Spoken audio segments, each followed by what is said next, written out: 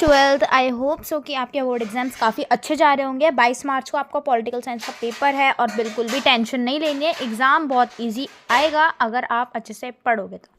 ठीक है, तो ये लास्ट ईयर का पेपर है, सेट है ये हमारा सेकंड, पता ही होगा 3 सेट में अभी तक आप बहुत सारे पेपर दे चुके हो तो आपको अच्छा खासा आइडिया है।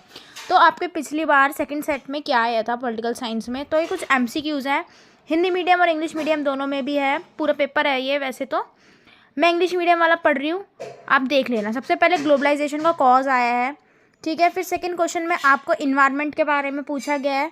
फिर उसके बाद देखो ग्लोबल सिक्योरिटी वाला क्वेश्चन आया कि कौन सा थ्रेट नहीं है ग्लोबल सिक्योरिटी में।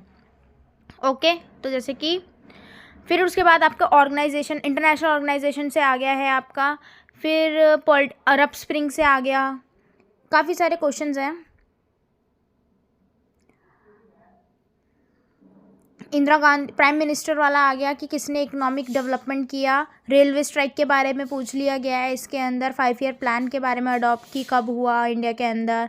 फिर नॉर्थ ईस्ट स्टेट्स के बारे में क्वेश्चन आ गया। और फिर आपके 2-2 नंबर के क्वेश्चन है जिसके अंदर आपसे UN, आसियान वे, नॉन ट्रेडिशनल ओशन, ये सारे क्वेश्चंस जो हैं आपको आते हैं। I am really pretty sure कि आपको आते हैं क्योंकि मैंने कराए हैं। नहीं देखे तो साइड में लिंक आ रहा है, जाके देख लो। मैंने बुक नंबर 1 आपको एक्सप्लेन कर दी है पूरी, बुक नंबर 2 भी सेपरेट एक्सप्लेन कर दिया, कंबाइन वीडियो आ जाएगी, ठीक है। मंडल कमीशन से भी रिलेटेड क्वेश्चन है। फिर उसके बाद आपका इंदिरा गांधी को पॉवर्टी रिमूव करने के लिए कैसे क्या उसने प्लान अपनाया है, वो उससे रिलेटेड क्वेश्चन है। ग्लोबलाइजेशन से रिलेटेड आ गया। ग्लोबलाइजेशन में तो आपके फ्री के नंबर है क्योंकि बहुत ईजी है, आप बचपन से पढ़ते आ रहे हो, ठीक है। फिर सेक्शन D आपका 4 नंबर का है, इसमें भी 4 नंबर के क्वेश्चन थे। और याद रखना जैसे इसमें लिखा है ना 2 इंटू, यहाँ पे देखो क्या लिखा है 2 इंटू 2 इक्वल्स टू 4, तो इसके मतलब है कि आपको 2 पॉइंट लिखने हैं 2-2 नंबर के, ठीक है, तब जाके आपके कंबाइन 4 नंबर बनेंगे, तो ये चीज़ मत भूलना। फिर यहाँ पर ये आपका आ गया है, एक छोटा सा पैराग्राफ दे देंगे, उसमें से आपको ऐसा भी हो सकता है कि ये जो क्वेश्चंस हैं, ये जितने भी क्वेश्चंस हैं इसके आंसर आपको इस पैराग्राफ में ना मिले, तो ये आपको अच्छे से पढ़ के करना है, सेम टू सेम। फिर उसके बाद मैप आ गया, मैप बता दिया था कैसे आएगा कि मैप में आपको कुछ क्वेश्चन पूछ लिए जाएंगे। जैसे ये रहे क्वेश्चंस, सबसे पहला कि the state to which chairman Mandal commission, BP Mandal कहाँ के थे, तो जहाँ के भी बीपी मंडल होंगे उस जगह पर आपको क्या करना है, जैसे बी के हो गए तो यहाँ पे लिखोगे बी, फिर वो स्टेट कौन सी थी ये, ठीक है, ऐसे करना है। जैसे मान लो सेकंड का C लग रहा है तो यहाँ पे C, फिर वो स्टेट कौन सी है वो यहाँ पे लिखोगे। इस मैप का जो आंसर की है वो भी मैं लास्ट में अटैच कर दूंगी, मैप का क्या पूरे पेपर की आंसर की अटैच कर दूंगी, वो आप मैच कर लेना।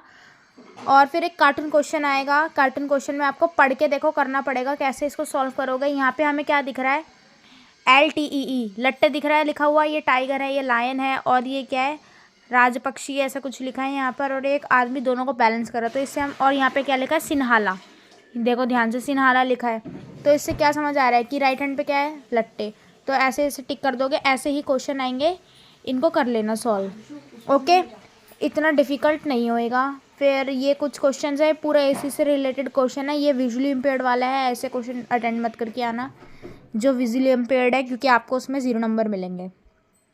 फिर लास्ट आपका सेक्शन 6 नंबर का आ जाता है, इसमें 6 नंबर के क्वेश्चन आएंगे, ऑप्शन दे रखे हैं ईच एंड एवरी क्वेश्चन में, और सिर्फ 2 क्वेश्चन ही है आपके, इन दोनों में से कोई एक कर, मतलब या इन दोनों में से कोई एक, इन दोनों में से कोई एक करना है।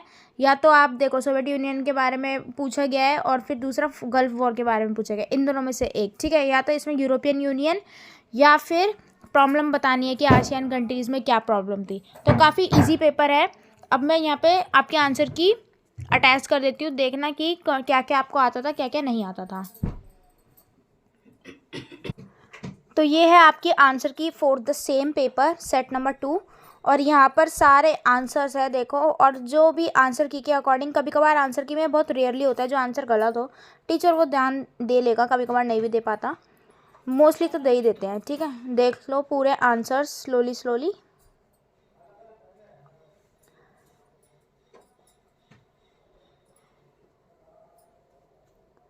ये जो बड़े बड़े क्वेश्चन है आंसर की में उनके की पॉइंट्स लिखे होते हैं, आपको की पॉइंट्स ऐसे पॉइंट्स तो बिल्कुल लिख कर नहीं आने हैं, पॉइंट लिख सकते हो ये, फिर इसको एक्सप्लेन करना पड़ेगा, अगर एक्सप्लेन नहीं करोगे तो नंबर 0 मिलेंगे, ठीक है।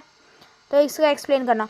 और इसमें देखो 4x1 करके दे रखा है, लेकिन क्वेश्चन पेपर में आपका क्या था 2x2 = 4। मार्क्स का वो देखना कि वेटेज क्या है मार्क्स की, उस हिसाब से करना, वरना नंबर कटते हैं। अगर वेटेज के हिसाब से करोगे तो 80 आउट ऑफ 80 भी कर लोगे, और पॉलिटिकल अगर प्रैक्टिकल में अच्छे हुए तो 100 आउट ऑफ 100 भी आ सकते हैं।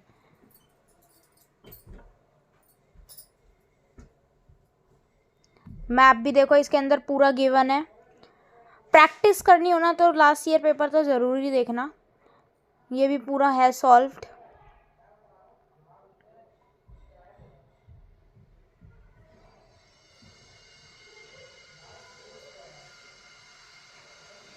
तो इसी के साथ आपका पूरा पेपर ये ख़त्म होता है। अगर वीडियो अच्छी लगी हो और इन्फॉर्मेटिव हो तो चैनल को ना सब्सक्राइब कर देना, और वीडियो को लाइक कर देना और शेयर कर देना अपने फ्रेंड्स के साथ, ताकि उनकी भी थोड़ी हेल्प हो जाए। और कमेंट करना और मुझे बताना कि अगर आपने एमसीक्यू अटेंड करे तो आपके कितने नंबर आए हैं। और हाँ, अगर वीडियो नहीं देखी अभी तक पूरे चैप्टर्स के एक्सप्लेनेशन की, तो जल्दी से देखो। जो बच्चे एंड मोमेंट में पढ़ते हैं ना, मैंने उनके हेल्प के लिए भी फुल बुक एक वीडियो में कवर करी है।